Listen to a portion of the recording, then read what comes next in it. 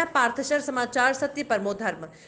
दिनांक 24 अप्रैल 2021 को महाराष्ट्र के वैद्यकीय स्वास्थ्य मंत्री अमित देशमुख ने चंद्रपुर जिले का दौरा किया और उन्होंने गवर्नमेंट मेडिकल कॉलेज जिला सामान्य रुग्णालय की जांच पड़ताल की। साथ ही चंद्रपुर में बन रहे मेडिकल कॉलेज का जायजा लिया और 2 बजे चंद्रपुर के स्थानिक नियोजन भवन में पत्र परिषद ली और जहां अमित देशमुख ने बताया कि चंद्रपुर के पालक मंत्री और महाराष्ट्र के आपदा नियंत्रण मंत्री विजय वडेट्टीवार के नेतृत्व में बहुत अच्छा काम शुरू है। साथ ही उन्होंने जानकारी दी कि निसंदेह ऑक्सीजन की कमी हो रही है, मगर जल्द ही केंद्र सरकार से अधिक ऑक्सीजन की सुविधा उपलब्ध करवाने का आश्वासन भी दिया। साथ ही उन्होंने जानकारी दी कि श्री वडेट्टीवार के नेतृत्व में एक अस्पताल शीघ्र ही खोलेंगे। शुरुआत काफी भयावह होने के बावजूद अब चंद्रपुर और नागपुर में मृत्यु दर की स्थिति नियंत्रण है और स्थिति नियंत्रित रहे, इसलिए जनता लॉकडाउन का कड़ाई से पालन करें, ऐसा उन्होंने आह्वान किया। साथ ही उन्होंने बताया कि आगे बेडस और रेमडेसिविर की कमी नहीं होने देंगे। डेरा आंदोलन के बारे में उन्होंने बताया कि कुछ तकनीकी अड़चनों की वजह से हम आंदोलन का निर्णय नहीं ले पा रहे हैं और उन्होंने विशेष ये उल्लेख किया कि लॉकडाउन में आंदोलन करना गैर कानूनी है और वहीं उन्होंने जिलाधिकारी को संज्ञान लेने के निर्देश दिए। मगर साथ ही साथ उन्होंने बताया कि कोविड योद्धाओं को लेकर सरकार सकारात्मक है और जल्द ही उनके लिए कोई ठोस निर्णय लेगी। ऑक्सिजनेटेड बेड्स या व्यवस्थेमध्ये आपण निर्माण करू शकू आणि त्या आणखी वाढ कशी करता येईल याची चर्चा आम्ही केली आणि त्याच्या सूचना या दिलेल्या. ऑक्सिजनचा पुरवठा हा सुरळीत करावा त्यासाठी 20 केअरच्या 2 टँक या रुग्णालयांमध्ये आता उभ्या करण्यात आलेल्या आहेत आणि आता ऑक्सिजनचा पुरवठा देशभरातच असल्यामुळे आता भारत सरकारने यावर नियंत्रण आणले आणि मग भारत सरकारशी चर्चा करून महाराष्ट्राला जो ऑक्सिजनचा पुरवठा त्यांनी ज्या संख्येनं केला पाहिजे, ज्या क्षमतेनं केला पाहिजे, तो महाराष्ट्राला मिळून तो मग महाराष्ट्रातल्या प्रत्येक जिल्ह्यामध्ये रुग्णसंख्या जशी असेल त्या संख्येच्या पटीमध्ये तो पुरवठा करण्याचा आपला प्रयत्न आहे. आजची अशी माहिती आहे की पुरवठा हा पुरेसा आहे. रुग्णसंख्या वाढते त्यामुळे खाटांची संख्या ही अधिक लागेल. त्यामुळे मला असं कळतंय की जिल्ह्यामध्ये जम्बो कोविड सेंटर सुद्धा उभं करण्याची तयारी माननीय पालकमंत्री महोदयांनी दर्शवलेले काम सुरू होत आहे आणि जेणेकरून रुग्णांची हेळसांड होणार नाही हे आपण आपल्या डोळ्यासमोर ठेवलेले. मृत्यूदर देखील याचाही आम्ही अभ्यास केला आणि मृत्यूदर अगदी नियंत्रणामध्ये आहे आणि तो तसाच राहावा अशा तऱ्हेने आपण आता पावलं उचलणार आहोत. किंवा तशा सूचना वैद्यकीय क्षेत्रातल्या सगळ्याच सरकारी आणि खाजगी डॉक्टर आणि आरोग्य परिषदेला आपण दिलेले आहे. रेमडेसिविर या संदर्भामध्ये सुद्धा आपल्याला कल्पना आहे की खूप चर्चा मागच्या काळामध्ये झाली. चंद्रपूर जिल्ह्यामध्ये देखील रेमडेसिविरचा पुरवठा हा आवश्यक हा उपलब्ध करून देण्यासंदर्भामध्ये महाराष्ट्र शासनानं पावलं उचललेली आहेत आणि सरकारी आणि खाजगी क्षेत्रामध्ये पुरेसा हा साठा चंद्रपूर जिल्ह्यामध्ये असावा अशी तयारी आम्ही केलेली. असं जरी असलं तरी ऑक्सिजन, रेमडेसिविर, व्हेंटिलेटर हे सगळे व्यापलेले आहेत राज्यभर. अमित देशमुख जो कि राज्य के चिकित्सक शिक्षा मंत्री हैं, उन्होंने कहा कि राज्य में कोरोना की दूसरी लहर अभूतपूर्व है और 4 गुना अधिक घातक है, इसलिए स्वास्थ्य प्रणाली के तनाव में आना स्वाभाविक है। लेकिन अब 36 में से 16 जिलों में मरीजों की संख्या कम हो रही है और स्थिति में सुधार हो रहा है। राज्य सरकार ने कम समय में अस्पताल में सुविधाएं बढ़ाई हैं और कोविड केयर सेंटर की स्थापना की है, जिससे नागपुर में स्थिति धीरे धीरे सुधर रही है। राज्य सरकार ने बड़े पैमाने पर टीकाकरण की तैयारी शुरू कर दी है। विदेशों से टीके आयात करने के लिए प्रयास किए जा रहे हैं। लोगों को टीका लगाने की आवश्यकता है। उन्होंने जानकारी दी कि एमबीबीएस के पहले, दूसरे और तीसरे वर्ष की परीक्षाएं जो कोरोना के कारण स्थगित हुई थी, जून में आयोजित की जाएंगी। एमबीबीएस आणि एमडीच्या परीक्षा याही वर्षी घेतल्याच, पण ह्या ज्या पहिल्या, दुसऱ्या, तिसऱ्या वर्षीच्या ज्या परीक्षा आहेत अनेक जे विद्यार्थी होते त्यांना कोरोनाची लागण झाली यामुळे आणि त्यांचं येणं जाणं परीक्षा केंद्रावर किंवा त्यांच्या महाविद्यालयामध्ये त्यांना अभ्यास करायचा असेल तर वाचनालयामध्ये याच्यामध्ये बऱ्याच अडचणी येत होत्या आणि या परीक्षा पुढे ढकलणं हे शक्य होतं म्हणून त्या आपण पुढे ढकललेल्या आहेत. कधी हे होणार आहे? जूनच्या पहिल्या आठवड्यात. जूनच्या पहिल्या आठवड्यात डबल म्युटंट अमरावती आणि अकोला भागामध्ये पाहायला मिळत आहे. राज्य सरकार या संदर्भात काही विशेष खबरदारी घेते किंवा काम करते? नाही, आता लसीकरण करणं, कारण आता ह्या ज्या लस आहेत त्या मल्टिपल व्हेरियंट्स किंवा म्युटंट्स जे आहेत कोविडचे त्याच्यावर परिणामकारक आहेत असं आता संशोधन सांगतं आहे. त्यामुळे लसीकरण करणे आणि कोरोनाचा आपल्याला संपर्क होणार नाही याची सगळ्यांनी काळजी घेणे. कुठे मेडिकलमध्ये आणि जेवीसी म्हणा किंवा नाही, बैठक घेणार आता आम्ही ही सगळी परिस्थिती काय आहे ही जाणून घेऊ. नागपूरचे पालकमंत्री नितीन राऊतजी यांच्याबरोबर चर्चा करू. मदत व पुनर्वसन मंत्री विजय वडेट्टीवारजी यांचीसुद्धा माझी उद्या भेट होईल. सुनील केदारजी आणि आमचे प्रांताध्यक्ष नाना पटोलेजी, आमचे आमदारही इथं आहेत, अभिजित वंजारी, त्यांचे सगळे आमचे आमदार विकास इथं आहेत. यांच्या सगळ्यांशी चर्चा करून जी माहिती ते देतील त्यानुसार पावलं उचलली जातील. थँक्यू.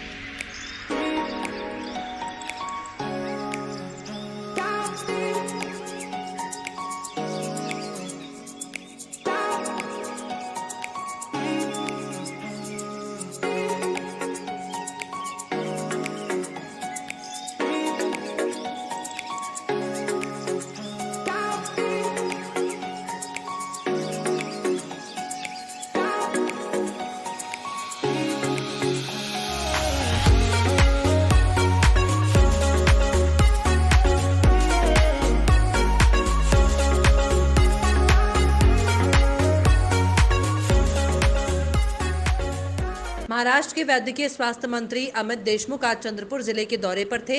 इस दौरान स्थानिक पालक मंत्री, सांसद और विधायकों की पत्रकार परिषद आयोजित की गई। पत्रकार परिषद के दौरान पारदर्शक के संपादक राजेश नायडू द्वारा ये प्रश्न किया गया कि पिछले वर्ष मुंबई में कोरोना की पहली लहर के दौरान जिस तरह से नियोजित कार्य किया गया उसकी सराहना WHO ने भी की थी। उस वक्त सभी को पता था कि दूसरी लहर आने वाली है और उसके लिए हमें तैयार रहना है। फिर भी आज दूसरी लहर के बाद हमारी यंत्रणाएं पूरी तरह से नाकामयाब साबित हो रही हैं। इसकी जिम्मेदारी किसकी है, राज्य सरकार की या केंद्र सरकार की? इस सवाल के उत्तर में पालक मंत्री विजय वडेट्टीवार ने बताया, दूसरी लहर की नाकामयाबी के लिए जिम्मेदार 5 राज्यों में होने वाले चुनाव हैं। केंद्र सरकार ने हमें बहुत सारी अनुमतियों के लिए रोके रखा था, जैसे कि ऑक्सीजन का निर्माण करना या रेमडेसिविर का सप्लाई करना या राज्य में लॉकडाउन लगाना। अगर हम सही समय पर लॉकडाउन लगा पाते तो आज महाराष्ट्र की परिस्थिति इतनी खराब नहीं होती।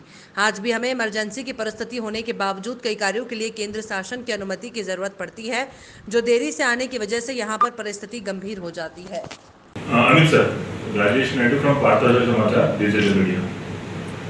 सर, लहर को लेकर बात है, जो पहली लहर आई थी पिछले साल और उसमें मुंबई में जिस तरह से हमने काम किया, WHO ने तो उसकी तारीफ की, मगर उसके बाद में सबको पता था दूसरी लहर आने वाली है। निसंदेह इस इंटेंसिटी के साथ आएगी नहीं पता था, पर कहीं ना कहीं ये मान्य करना पड़ेगा कि हम यंत्रणा में फेल हुए। बाड़ू बाबू यहाँ बैठे हैं, मैं आप दोनों से पूछना चाहूँगा कि केंद्र और अपनी स्टेट गवर्नमेंट दोनों ही यहाँ पे आप किसको जिम्मेदार मानते हैं कि दूसरे लहर के लिए तैयार नहीं थे और इसके मुख्य कारण क्या है? एक बात है, पहली लहर आई थी हमारे देश में सब पॉजिटिव पेशेंट होने के बाद सेंट्रल गवर्नमेंट ने एक रात में आकर घोषणा कर दी पूरा देश लॉकडाउन कर, इसीलिए उस लाभ को हमने छोड़ने के लिए थोड़ा अच्छा समय मिला और लॉकडाउन का परिणाम कड़क लॉकडाउन का। हालांकि लोगों के रोजगार गया, लोगों के रोजगार के साथ में वहाँ के कामगारों के साथ में बहुत सारे लोगों को जान गंवानी पड़ी, सब बात। तो हमने पहले लाख का इतना नुकसान होना चाहिए कि वो होना। सर इस बार हम 5 राज्यों के चुनाव में लटकते रहे और लॉकडाउन के तरफ हमारा ध्यान गया नहीं। देखो ये सेंट्रल गवर्नमेंट, ये राष्ट्रीय आपदा है, ये कोई एक राज्य के ऊपर का संकट नहीं है या जिले के ऊपर नहीं है, ये राष्ट्रीय आपदा में जैसा कि पहली बार पंतप्रधान जी ने घोषणा की थी, अगर वही घोषणा ये सेकंड लाख में हो जाती तो मुझे लगता है कि इसको भी हम थामने में, रोकने में बहुत कामयाबी मिलती है। और हम देखो फिर भी ये 5 राज्यों के चुनाव होने के बाद में भी हमारे देश के प्राइम मिनिस्टर ने क्या कहा, लॉकडाउन ये अंतिम पर्याय नहीं, मजदूरों को ये सब कुछ गाइडलाइंस हमें सेंट्रल गवर्नमेंट की भी फॉलो करनी पड़ती है। स्टेट गवर्नमेंट पूर्णतः अपने कानून को लगा नहीं सकता, उनके भी गाइडलाइंस होते हैं, वो हमने फॉलो करना है। उसको फॉलो करते वक्त हमें कुछ शिथिलता देनी पड़ती है, जैसा कि हमने फ्लाइट, हमने हवाई और सफर रोक नहीं सकते, रेलवे हमारे हाथ में नहीं है, जितने भी सेंट्रल गवर्नमेंट से रिलेटेड इंडस्ट्री है वो भी हमारे तो बहुत सारी बातें। ट्रांसपोर्टिंग को रोकना बड़ा मुश्किल काम था। जब लॉकडाउन पहला हुआ था तो सब तरह से पूरी बंदी थी, अगर वही हो जाता, जब लॉकडाउन पहला हुआ था तो सब तरह से पूरी बंदी थी, अगर वही हो जाता तो मुझे लगता है कि इसको काफी समय मिलता और इसको रोकने में कामयाबी। हाँ, अप्रोच असं आहे की त्यांच्या खात्यामध्ये सगळे आपण राज्यातील सगळ्या अप्रोचचे अकाउंट नंबर गोळा झाले, सगळे झाले, सुरू झाला, त्या विभागाला पैसेही उपलब्ध झालेले आहेत आणि हे परिवहन विभाग त्यांच्या अकाउंटमध्ये पैसे टाकण्याचं काम सुरू केलं। मला वाटतं काही जिल्ह्यामध्ये झालेलं आहे, मला माहिती नाही, आता आढावा घेईल आपण लक्षात आणून दिल्यामुळे। राकांपा विधायक प्रकाश गजभिये ने महाराष्ट्र के चिकित्सा शिक्षा मंत्री अमित देशमुख से मुलाकात की। उन्होंने नागपुर शहर के गवर्नमेंट मेडिकल कॉलेज और इंदिरा गांधी मेडिकल कॉलेज में डॉक्टर, नर्स, लैब असिस्टेंट और हेल्थ केयर वर्कर की नई नियुक्तियों, जीएमसी और आईजीएमसी में एमआरआई और नई सीटी स्कैन मशीनें लगाए जाने की बात पर चर्चा की। जहां भीड़ नियंत्रण मुश्किल हो गया है, वहां पर्याप्त कार्यबल की भर्ती करने की आवश्यकता है, इस विषय पर गौर किए जाने की बात कही। विधायक प्रकाश गजभिये ने माननीय मंत्री अमित देशमुख को नागपुर में भयावह होती कोरोना मरीजों की स्थिति के बारे में बताया। उन्होंने आश्वासन दिया कि बिस्तर और इंजेक्शन की व्यवस्था की जाएगी। इस मौके पर विधायक प्रकाश गजभिये, विधायक विकास ठाकरे, विधायक राजू परवे, विधायक अभिजीत वंजारी, उमाकांत अग्निहोत्री, प्रसन्ना तड़के, जीएमसी अधीक्षक डॉक्टर सुधीर गुप्ता और आईजीएमसी के अध्यक्ष डॉक्टर अजय केवालिया भी मौजूद थे।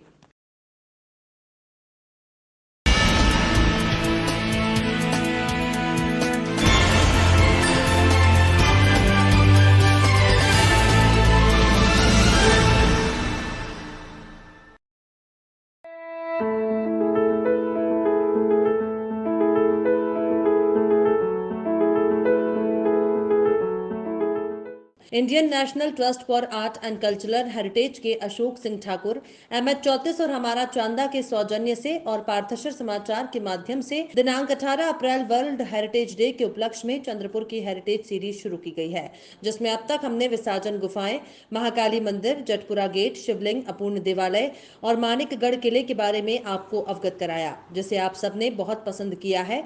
आज बारी है बल्लारपुर किले की। आइए जानते हैं इस महत्वपूर्ण विरासत के बारे में। बल्लारपुर किला, जिसे बल्लार शाह किला भी कहा जाता है, चंद्रपुर जिले महाराष्ट्र में एक प्राचीन किला है। वर्धा नदी के पूर्वी तट पर बल्लारपुर बल्लार शाह शहर में स्थित है।